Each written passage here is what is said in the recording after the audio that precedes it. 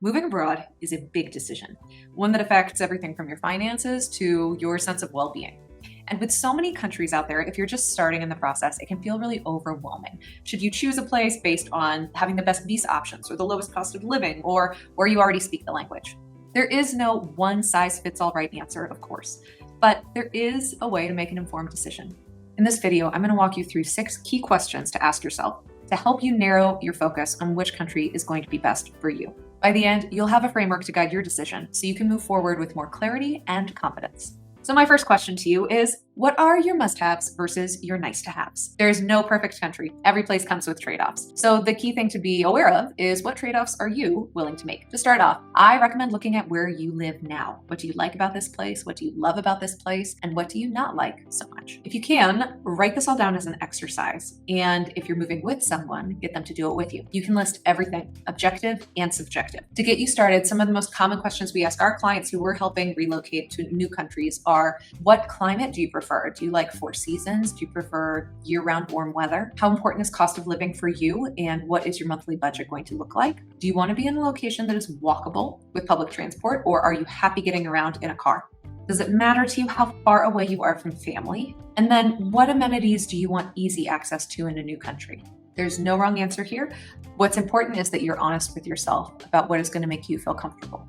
Also, feel free to add some fun stuff. Like if you want to say, I really want to be no more than 30 minutes away from the beach, put that on there. Finally, you want to narrow down this, what is hopefully a very long list, into a shorter list of must-haves.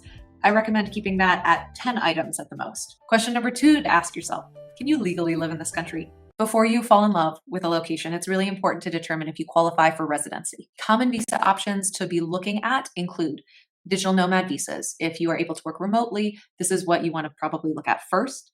The important thing to know about digital nomad visas is that often they are shorter term, maybe for 1 year or a couple of years. So if you want a longer term visa, you might want to look at specific nomad visas or other options. Retirement visas or passive income visas. Usually these require a set steady income coming in monthly. Then there are investment visas. So these include a lot of golden visas in different countries in Europe, for example, but there are investment visas all around the world. Sometimes this is investing in real estate can qualify you. Other times you have to invest in the economy of a country or a fund. And finally, work visas.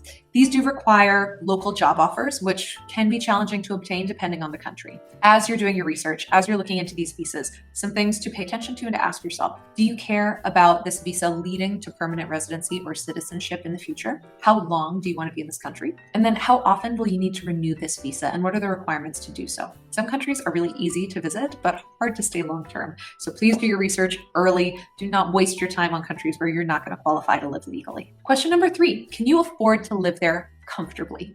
It's not just about finding a country that you can afford to live in at a bare minimum. It's really about finding one where you can live comfortably in a lifestyle that you enjoy.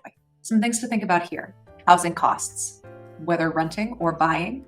Can you do so affordably or within your budget? Daily expenses, things like groceries, transportation. What do these look like in this country? Taxes. Will you owe taxes in this new country that you're moving to?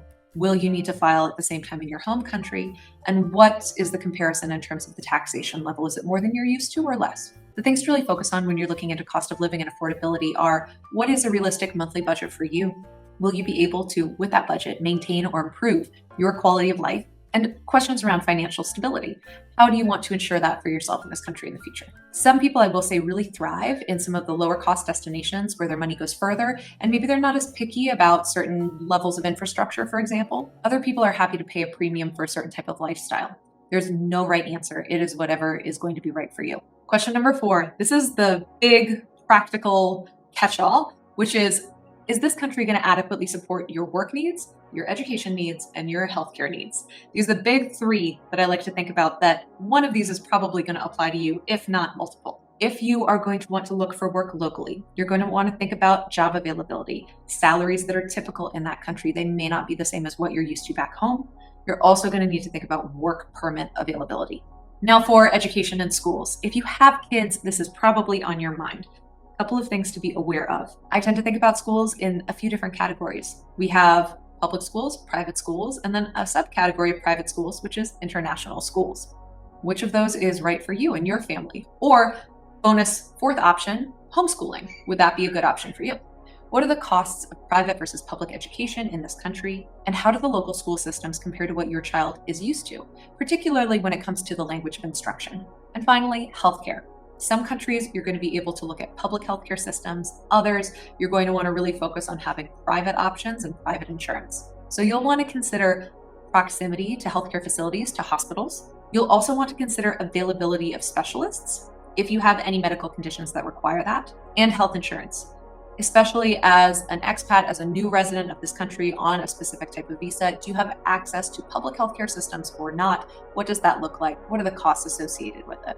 If you have kids, if you have any medical conditions, if you have a job that depends on a stable infrastructure, these questions should be on your list. Question 5, how is the language and the cultural fit in this country? Language and culture have so much of an impact on your day-to-day lived experience in a new country. I know a lot of people who really believe in cultural fit, or the idea that your personality is just going to sync up better with certain countries' cultures. A couple of other things to keep in mind here. Of course, language. Do you already know the local language, or are you willing to invest the time and energy to learn? And then, do you want to be part of an expat community? So getting to know other expats? Do you really want to lean into integrating yourself with the local community? When you're first relocating to a country, I think one of the biggest make or break factors in feeling at home is your support structure, the new friends that you make in particular. Other expats will be very similar to you, most likely. They will have gone through similar challenges. They'll understand where you're coming from. They might also be quite similar to you in other ways. For example, a lot of expats are pretty adventurous. They love travel. They enjoy learning about new cultures. Having that as an initial point of support, people that you can ask for advice and who understand what you're going through can be wonderful. On the other hand, you will barely scratch the surface of life in this new country that you've moved to if you stay in an expat bubble. You might really prefer to focus from the beginning on building a local community. This is also definitely the fastest way to feel at home and to feel welcomed. It does require more work, of course, especially when a new language is involved. But realistically speaking, you are probably going to have a mix, a blended community of expats and locals who support you in this new country. But some locations do lend themselves to a more expat-y community, and others, it will be easier to make more local friends. And question 6, what is your daily life going to look like? At the end of the day, this isn't just a move. It's about building a new life. So ask yourself, what activities do you want easy access to? Do you really want a walkable community, or are you happy to drive? What types of food, entertainment, social opportunities do you need nearby? And do you prefer a faster paced lifestyle or one that is more relaxed and tranquil? It's easy to focus on the big picture things like visas or cost of living, but your day-to-day experiences are going to have the biggest impact on if a place feels like home or not.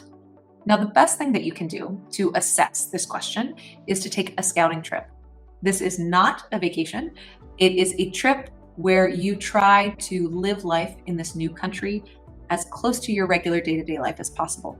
So this means ideally staying in a vacation rental instead of a hotel, a place that's similar to somewhere you would buy or rent.